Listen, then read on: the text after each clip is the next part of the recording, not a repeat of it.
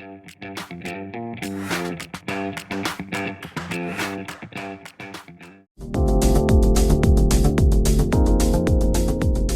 everyone. Welcome to English Pod. My name is Marco.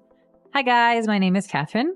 And today we're going to be looking at another lesson as part of our sports series. And this time, well, it's a debate. Is it a game or is it a sport? Oh, it's a sport. You have to work your mind. Yeah, so we're looking at chess, a very old, very popular sport, very difficult to play as well. It takes a lot of practice, and believe me, it's frustrating at the beginning, and I'm still kind of in the beginning, intermediate stages. But yeah, it takes a lot of practice, and it takes a lot of time to familiarize yourself with the rules. Right. So we're going to be learning a little bit more about the pieces and the rules today. Okay, perfect. So we're not going to preview anything. Let's listen to the dialogue for the first time, and then we'll come back and talk about the sport.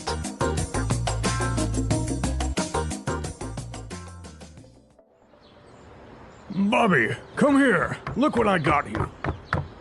What is that? A chessboard. Daddy's gonna teach you how to play. Cool. Okay. Each player gets 16 pieces. You can be the white ones, and I'll play with the black pieces. Now in the front, you set up the pawns. Those are the least valuable pieces, and can only move one space forward. When you're about to capture another piece, it can move one space diagonally. What about all these other pieces? See this one that looks like a tower? It's called the rook. The one with the tall hat is called the bishop. See this little horsey? This is called the knight. It's a very important piece, so it's best not to let your opponent capture it. And these two? They are husband and wife. That's right. That's the queen, and that's the king. If the other player captures your king, he will say, checkmate, and the game is over. Doesn't this sound fun? Nah, this sounds boring. I'm gonna go play Killer Zombies on my PlayStation.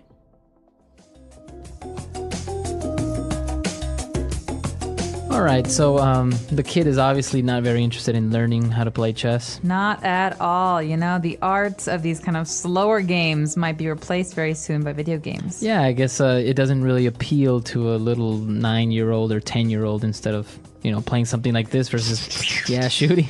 Yeah, exactly. But it's a very great game. It's very difficult, like we mentioned. So we're going to look at the name of the pieces and the rules that are related to these pieces in Language Takeaway. Language takeaway. Well, the first one you might have heard before because this is a word that is often used in strategy in general. So the word pawn. A pawn. A pawn usually means something that is not very important that you can use to distract an opponent. All right, so on the chessboard you have 8 pawns. So these are the ones that you have the most, but their movement is very limited. So That's they right. can only move 2 spaces forward on the first move, right? Right, or one space after that. 1 space forward. And only when it's going to capture another piece can it move diagonally. All right, so you can't just go diagonally. You have to go forward until you're going to take another person's piece to capture it and to go diagonally. All right. But pawns is funny. You can also use this word when you're talking about other things, like he used her as a pawn in his little game. No. So you want to make an analogy, you want to make a comparison from life to these games, you can use the word pawn. Pawn. Very good. Now moving on to the other pieces on the chessboard. On the very far ends of the board, you have the rook.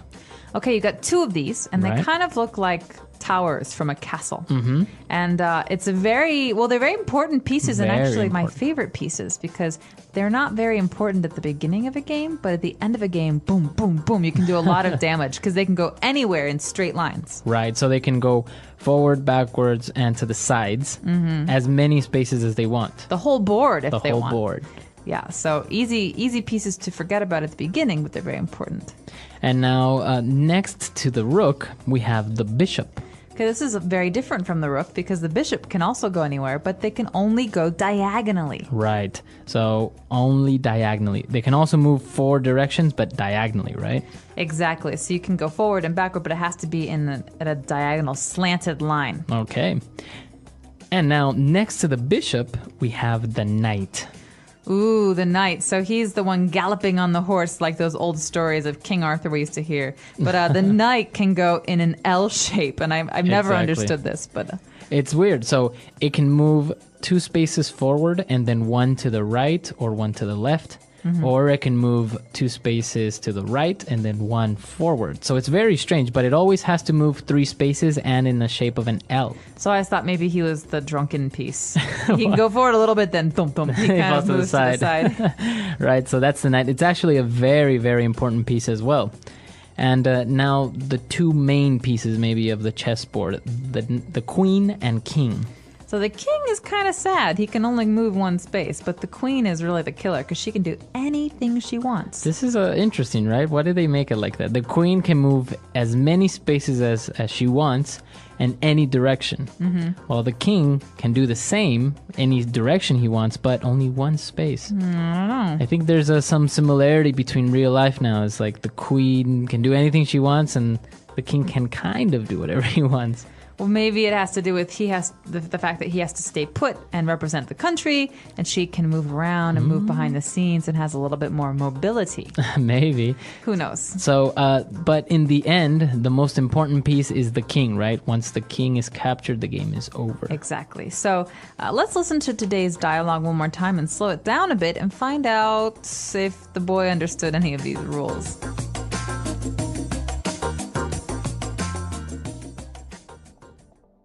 Bobby, come here. Look what I got you.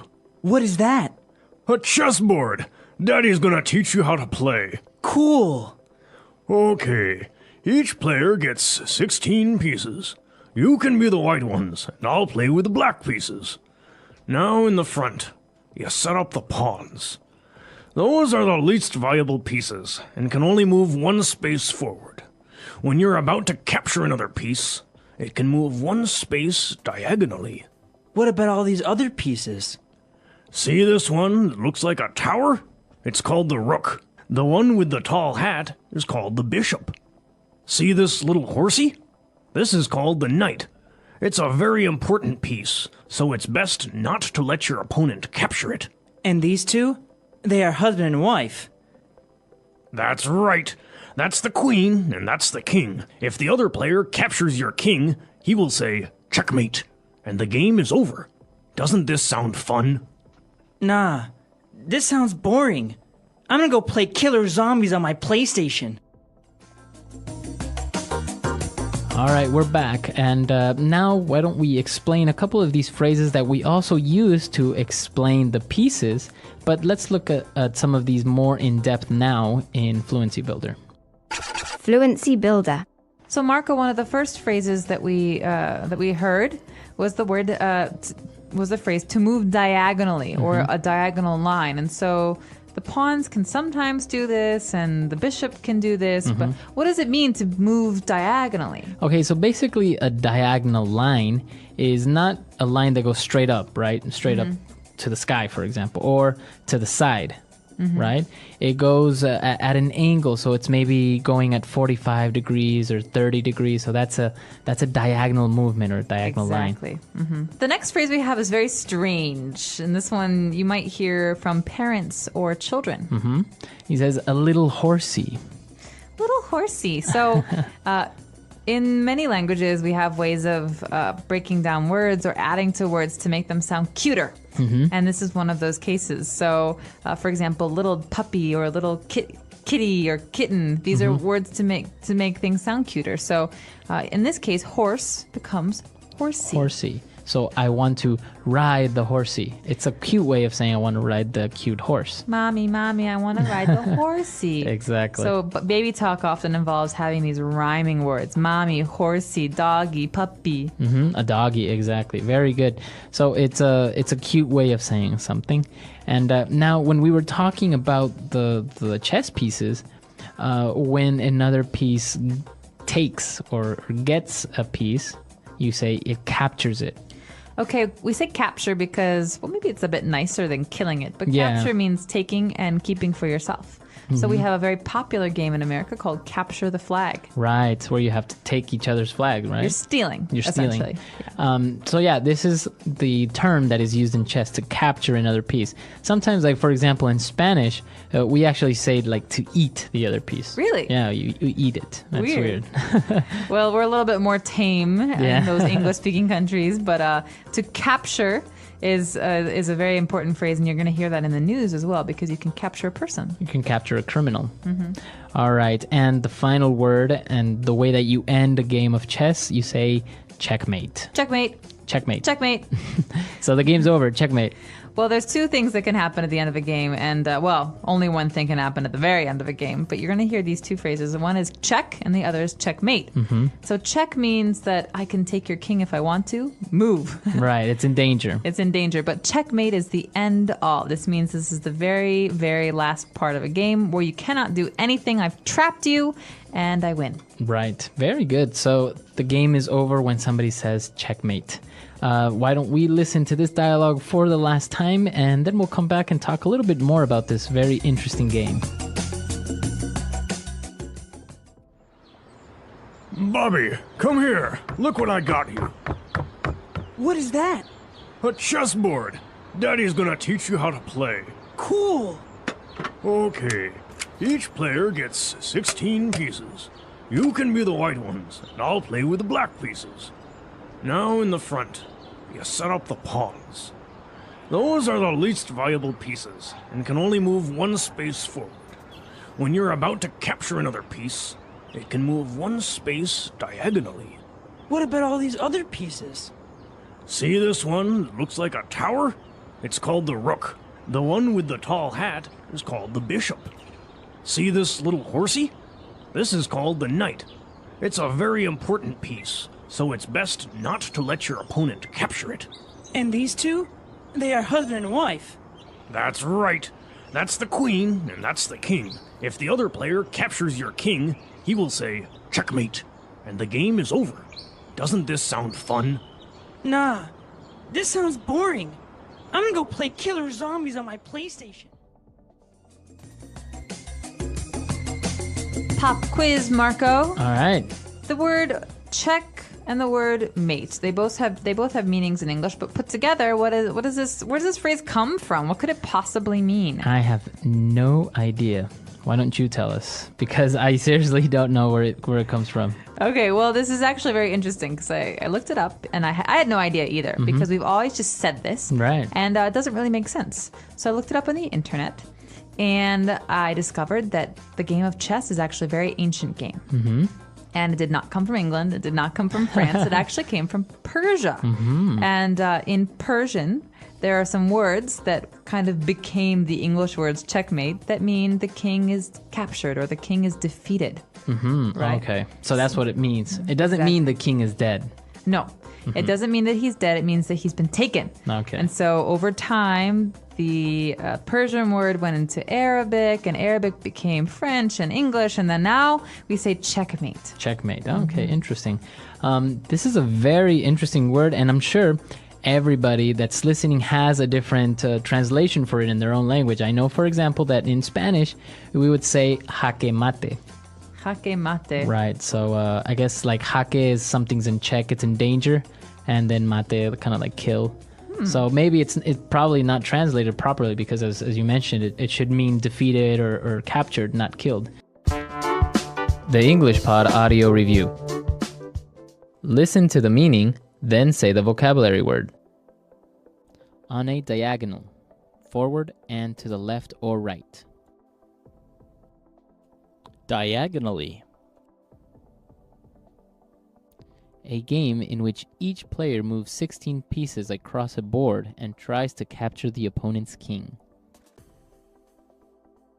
Chess. The final and most important piece in chess.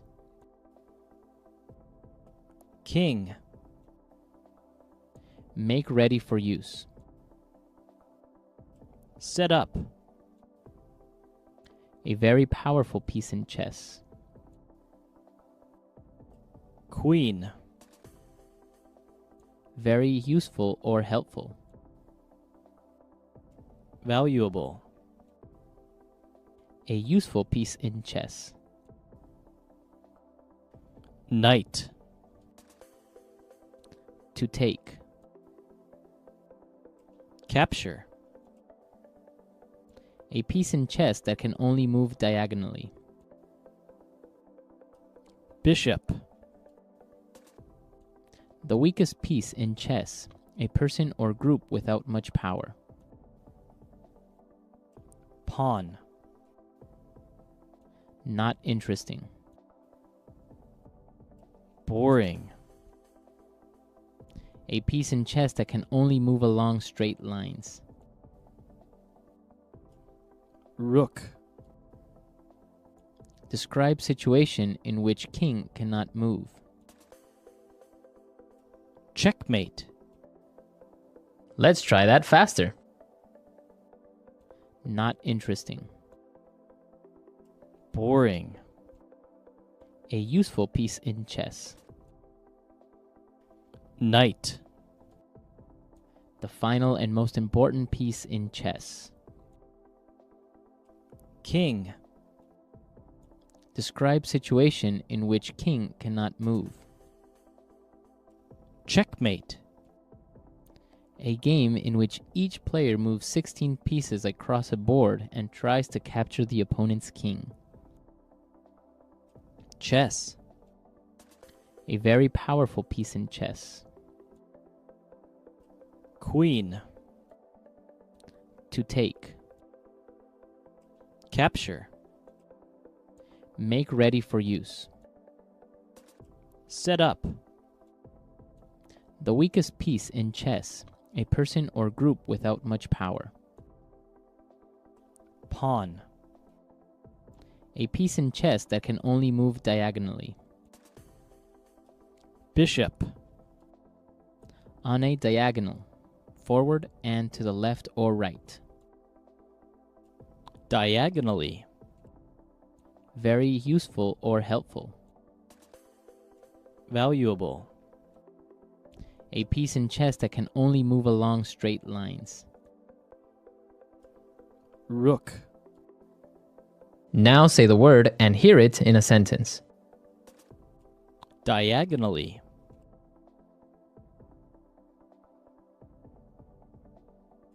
Susan lives diagonally across the street from us. Diagonally.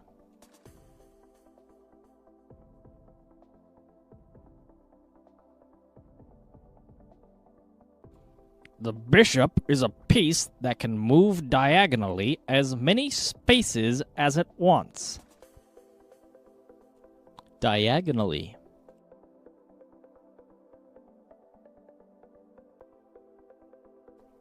Diane sits diagonally from me at work.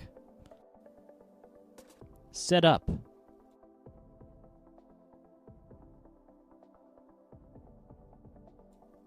Help me set up my new home theater system.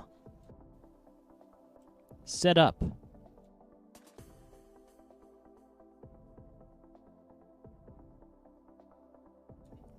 We can't work today because the workers are setting up the network.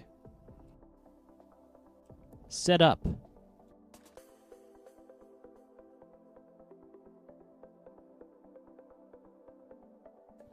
We are setting everything up for the party tonight. It's gonna be fun. Valuable.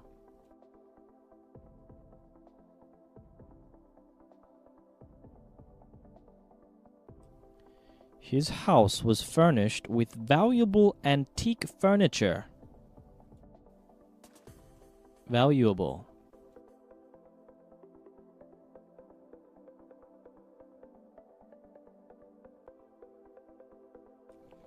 The witness provided valuable information which led to the apprehension of the murderer.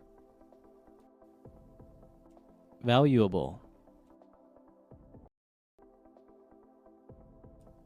All my valuables were stolen from my home last night. Capture.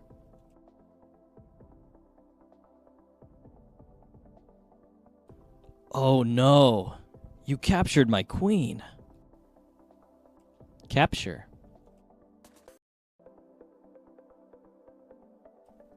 I have captured almost all your pieces. You will lose.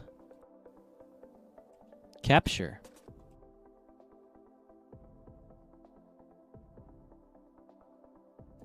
I can't believe the police finally captured that murderer. Pawn.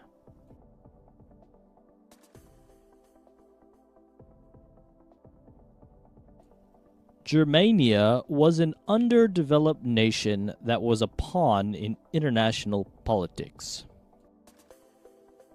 Pawn.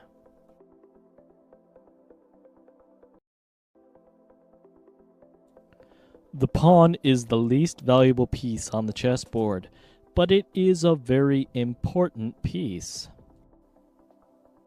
Pawn.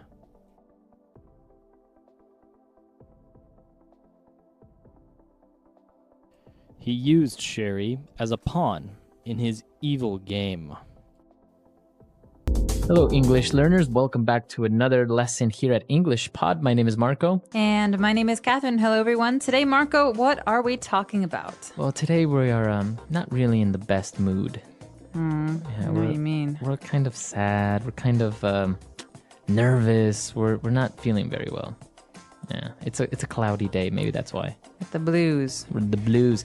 So yeah, that's what we're talking about today. We're going to have a lot of different descriptive words to express maybe feeling sad, or maybe you're angry, or you're nervous, or something like that. Okay, well, this is a very useful lesson. Hopefully you're not feeling this way, but if you have to talk about someone who is, I've got lots of words for you. But first, we're going to preview a couple in today's vocabulary preview. Vocabulary preview. All right, so today on Vocabulary Preview, we're going to look at two words. And the first one is a way of saying that you feel sad. So basically, I'm feeling down. Okay, down. You might have heard this before because it's the opposite of the word up. Exactly. So you're not feeling up, happy, looking up. You're feeling down. This is another word for sad, like Marco said. Or you can also say, I'm a bit down today, right? Yeah, I'm a bit down today. Or you look really down. Are you okay? Yeah, so you look sad. Are you? Is everything okay? So down. So now another feeling or a way that a person is feeling, maybe that person is grouchy. Would you please stop talking so loud, Marco? I think you have... I'm seriously. Don't be grouchy, Catherine. Jeez. No, so grouchy is a way someone acts, usually when they're in a bad mood. Right. So it's not like really angry. You're not angry, but you're not very happy either. And you're not very nice to people. So there's a very famous TV character called Oscar the Grouch on Sesame Street. Look for him on YouTube or Yoku. And he's very, very good for learning about this feeling, grouchy, because he's a grouchy guy. Yeah, he's always angry or never happy, basically. Right, he's always complaining about something. So that word again is grouchy. All right, so after taking a look at these two words, we're ready now to listen to our dialogue for the first time. Let's see what this dialogue is about, if maybe they're grouchy or maybe just sad. Fine.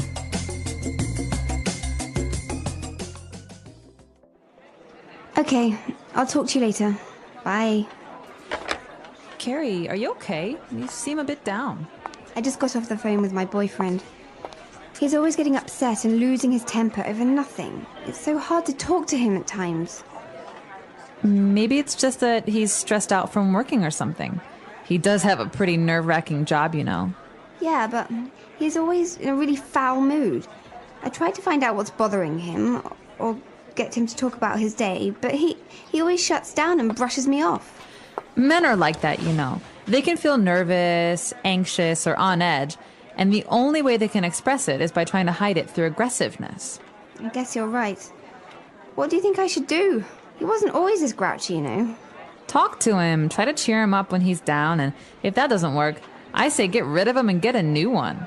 You are something else, you know that.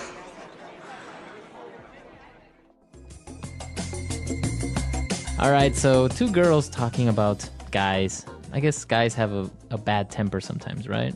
I think anyone can have a bad temper, but we're talking today about one of the boyfriend of one of these girls who has a very bad temper and has been very grouchy recently. And that's why she's feeling a bit down. So let's take a look at those words now in Language Takeaway. Language takeaway. All right, so in today's language takeaway, we've got some wonderful words for you. Words that are very good for describing stress or having anxiety. And the first of these words is something you hear all the time, especially with young people. Right? Somebody is stressed out. Oh my gosh, Marco, I'm so stressed out. I have 10 homework assignments to do and softball practice, and my mom wants me to help cook dinner tonight. Wow, you really are stressed out. I am. I don't have any homework, and I don't live with my mom. But being stressed out is usually something you feel when you have too much stuff to do. Mm-hmm. So maybe you can be stressed out because of school, like in your case, or maybe at work you have a lot of things to do or a project to finish, right? Exactly. And I just want to point out here that you can say I'm stressed or I'm feeling stressed, but commonly in spoken English, so when you're talking to your friends, you hear this much more often, stressed out. Stressed out. He's really stressed out lately. All right. So we're stressed out, or another word that kind of means the same is this is nerve-wracking. Nerve-wracking. So nerves are those things in our body that help us feel things, right? And so something that racks our nerves makes us very, very tense, very anxious, very uncomfortable. Okay, so it makes you very nervous. Right. So there are some movies that are nerve-wracking. For example, suspense movies like Hitchcock's movies like Psycho or The Birds. Or like horror, like maybe Saw. Ooh, nerve-wracking. Also, some people think that roller coasters are nerve-wracking. They're very, very anxious when they ride roller coasters. Right. So let's listen to a couple of more examples of in different situations where we can use this phrase nerve-wracking. How was your presentation today? Oh, it was so nerve-wracking. Really? What happened? Just standing in front of so many people made my hands shake. I get that. Public speaking can be nerve-wracking for sure. Yeah, and then my slides wouldn't load at first. Oh no. That must have made it worse. It did. Waiting for the tech guy to fix it was the most nerve-wracking part. I can imagine. Did it go okay after that? Kind of. But I kept thinking I'd forget what to say. That's tough. Did anyone notice? Probably not, but it felt like they could. It was just so nerve-wracking. Well, at least it's over now. You survived. Barely. But honestly, it's a huge relief. Next time, it won't feel as nerve-wracking. You'll get the hang of it. I hope so. I need to work on staying calm. And there's another way to describe this feeling. Again, it's a little bit different, but very, very similar. We can say someone is feeling on edge. On edge. So this person was feeling on edge, but what does that mean exactly? You're like at the edge? Why do you have to ask so many questions? Okay, listen. This is basic. Okay, Marco? All right, all right. Jeez, Are you you're mocking me? on edge today. All right, Wow. so someone who is on edge is easily angered, right? So it's very easy to make this person upset or angry. Someone who just quit smoking might be on edge. That means it's very, very easy to get them to be upset. Wow. So yeah, you are on edge, right? Exactly. He's on edge, or he seems on edge, doesn't he? Okay, very good. Wow, these three words that we've just looked at are really interesting and very, very useful. I guess you can describe many different situations or a person that's going through these feelings, right? Absolutely. I think there is 1,000 ways to describe being nervous or anxious or upset. So maybe we should take another listen to today's dialogue and figure out how exactly we use these words. And when we come back, we'll be talking about some other phrases that are useful.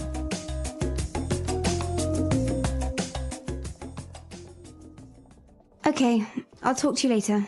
Bye. Carrie, are you okay? You seem a bit down. I just got off the phone with my boyfriend. He's always getting upset and losing his temper over nothing. It's so hard to talk to him at times. Maybe it's just that he's stressed out from working or something. He does have a pretty nerve-wracking job, you know. Yeah, but he's always in a really foul mood. I tried to find out what's bothering him or get him to talk about his day, but he always shuts down and brushes me off. Men are like that, you know. They can feel nervous, anxious, or on edge, And the only way they can express it is by trying to hide it through aggressiveness. I guess you're right. What do you think I should do? He wasn't always as grouchy, you know. Talk to him, try to cheer him up when he's down, and if that doesn't work, I say get rid of him and get a new one. You are something else, you know that.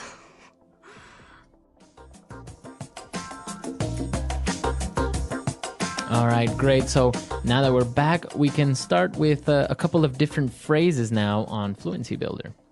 Fluency Builder. All right, so Marco, here's the big question. What makes you lose your temper? I think what makes me lose my temper very, very easily is like a dirty house or like a dirty room. Really? You're a neat freak. Not really neat freak, but like if it's not at least semi-clean, you know, it really bothers me. Okay, so this great phrase, lose your temper or lose one's temper, is a phrase we use in English to describe getting angry. All right, so maybe you're okay, you're a little frustrated with something, but someone does something like throws all of their clothes on the floor. And Marco here says, oh, that's it.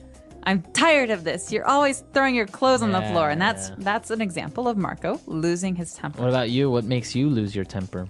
You hear this? What is that? Oh, drilling?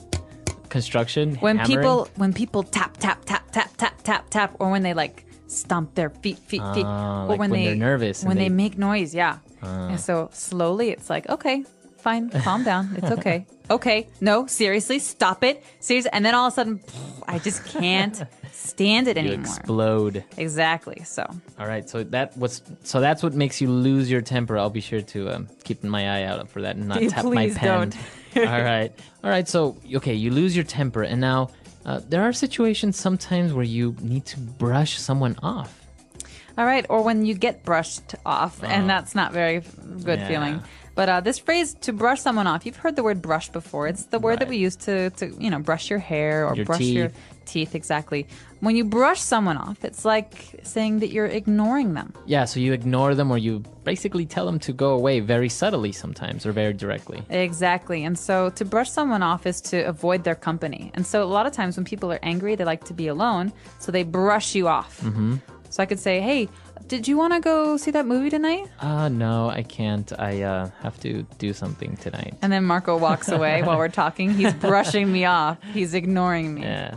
So it happens. And also maybe some people can make up excuses, and that's also brushing someone off, right? Right, exactly. So to brush someone off, or he brushed me off, doesn't feel good. All right. And well, all of these bad feelings, brushing somebody off, maybe you feel stressed out. In the end, you always need a good friend to cheer you up, right? And that's what this dialogue is all about. Exactly. And so friends are actually the people that do that the best, or family, I think. And, well, we can break this phrase down because most of it's pretty clear. But cheer might be a new word for some of our listeners. Yeah, maybe we've heard of the term cheerleader. You know, like, give me an A, give me a B. Hey. So cheer, or people cheering. Or cheers when the Clink, beer, clink. yeah. So cheer is like happiness. So someone who can cheer you up is someone who makes you happy. Remember again. that down we had earlier? I'm feeling down. We're trying to cheer someone up. We're trying to make them go up and be happy. Exactly. So you want to cheer up your friends, or maybe if you're feeling a bit down, a family member will try and cheer you up. Do you need someone to cheer you up, Marco? Yes, I do. Well, let's go have a drink and eat some popcorn and be cheered up. That's what cheers me up. Or chocolate always cheers me up. Oh, I know where there's some of that. All right, so we've taken a look at a lot of great phrases, but the last sentence of the dialogue is maybe a little bit strange, right? When she says, "You are something else." You know that? Something what? Like is she an monkey? alien? Is she a monkey? What does she mean when she says, "You are something else"? That's a great question. Well, this might be a little bit hard to understand at first, but she's saying, I can't believe you. She's like, there's no one like you. You're really something else, you know that? So it's kind of like a joke, but what she's saying is, I can't believe you. You just want to go on and encourage me to find another boy. You're unbelievable. So it could be, is it on a positive note, or can it be both positive and negative? Well, here we've got two friends who are using it, so it's a positive note, but she's kind of making fun of her, saying, I can't believe you. But it can be Negative. It like can be if more you're negative. Fighting with her boyfriend, and and her boyfriend cheats on her, and she's like, oh, you're really something else, you know? You that? are something else. You know that? It's like there's no comparison. You're the worst. Yeah, exactly. So, yeah, it really depends on how this is used and what the tone of voice is, so how someone says it.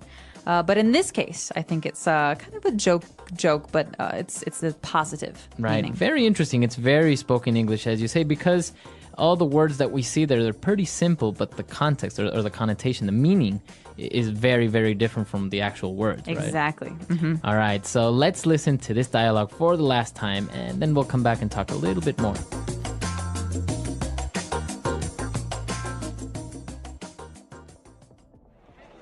Okay, I'll talk to you later. Bye. Carrie, are you okay? You seem a bit down. I just got off the phone with my boyfriend. He's always getting upset and losing his temper over nothing. It's so hard to talk to him at times. Maybe it's just that he's stressed out from working or something. He does have a pretty nerve-wracking job, you know. Yeah, but he's always in a really foul mood. I tried to find out what's bothering him, or get him to talk about his day, but he always shuts down and brushes me off. Men are like that, you know. They can feel nervous, anxious, or on edge, and the only way they can express it is by trying to hide it through aggressiveness. I guess you're right. What do you think I should do? He wasn't always this grouchy, you know. Talk to him, try to cheer him up when he's down, and if that doesn't work, I say get rid of him and get a new one. You are something else, you know that.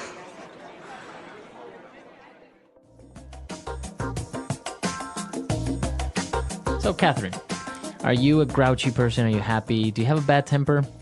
Oh, these are, well, very interesting questions, Marco. Thank you for asking. No, the first time, am I grouchy? No, not very. Only before 9 a.m. You're not a morning person. Not a morning person, so I'm very grouchy in the morning. But I'm generally pretty good about losing my temper. It doesn't happen very often. Oh, really? But I do get frustrated with things like tapping or when people eat with their mouth open. Oh, yeah, that's terrible. I hate that as well. Yeah, I can't stand it. Or I really don't like when people bite their nails. Ooh, It's kind of, it also makes me lose my temper. I don't know, it more than makes me lose my temper, it's kind of annoying, right? It is annoying. So what makes you really lose your temper? We say, what makes you blow your top? Think about a volcano. Really grinds my gears. Yeah.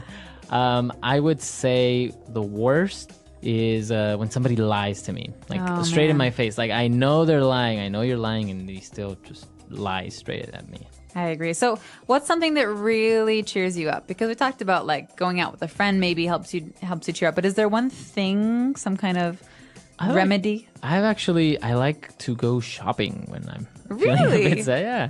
I mean, I won't buy anything like clothes or anything like that. Usually I'll get maybe something for somebody else or for the house or something like that. It's very strange. Helps you like clear your mind. Yeah, it's just like walking around and spending a little bit of money. I don't know. It's kind of a good remedy. Yeah, I think so. What about you? What cheers you up? I kind of like to organize things. Really? Yeah. So if I'm really angry or really upset about something, I'll alphabetize all of my books. Oh, wow. Yeah, so A to Z. The English Pod Audio Review. Listen to the meaning, then say the vocabulary word. Feeling sad, not happy. Down in the dumps. Sad or unhappy. Down. Having sad feelings or emotions. Have the blues. To feel very worried or anxious. Stress out. To fluster, unnerve. Rattled. Causing a person to feel very nervous. Nerve-wracking. Makes me angry, upsets me. Grinds my gears. Refuse to talk about something with someone. Brush me off. Upset, very angry. Pissed off. To make someone happier. Cheer up. Let's try that faster. Causing a person to feel very nervous. Nerve-wracking. Sad or unhappy. Down. Having sad feelings or emotions. Have the blues. Refuse to talk about something with someone. Brush me off. Upset, very angry. Pissed off. Feeling sad, not happy. Down in the dumps. To fluster, unnerve. Rattled. Makes me angry, upsets me. Grinds my gears. To make someone happier. Cheer up. To feel very worried or anxious. Stress out. Now say the word and hear it in a sentence. Down.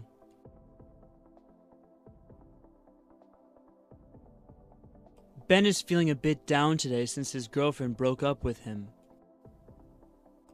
Down. Are you okay? You seem down today. Down.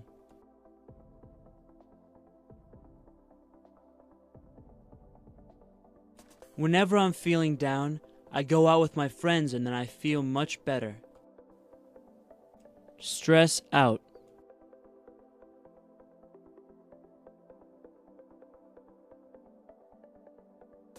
David has been really stressed out lately. His boss is putting a lot of pressure on him in his new job. Stress out.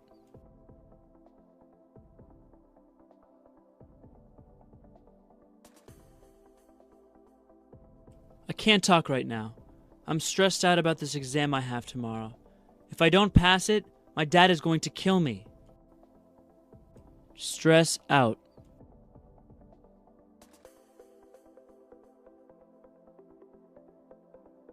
Are you okay? You seem to be really stressed out lately. What's going on? Nerve-wracking.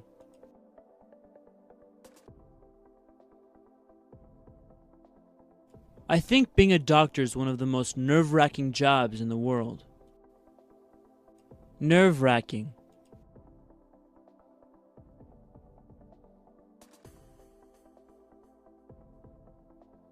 Skydiving was one of the most nerve-wracking experiences of my life. I almost had a heart attack. Nerve-wracking.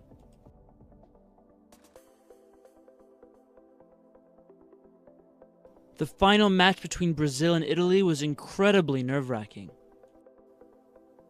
Brush me off.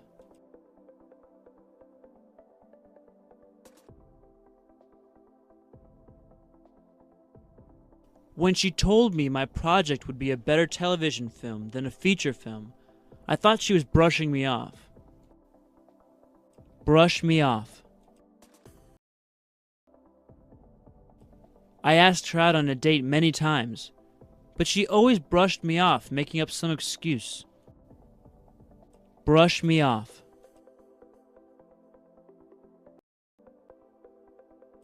Carolyn went to the doctor without an appointment, and the receptionist brushed her off and told her to come back the next day. Cheer up. I hate it when people try to cheer me up when I feel sad. I just want to be left alone. Cheer up. I don't know what else to do. I've tried everything to cheer Mandy up, but she won't stop crying. Cheer up. You know what really cheers me up when I'm sad? Shopping.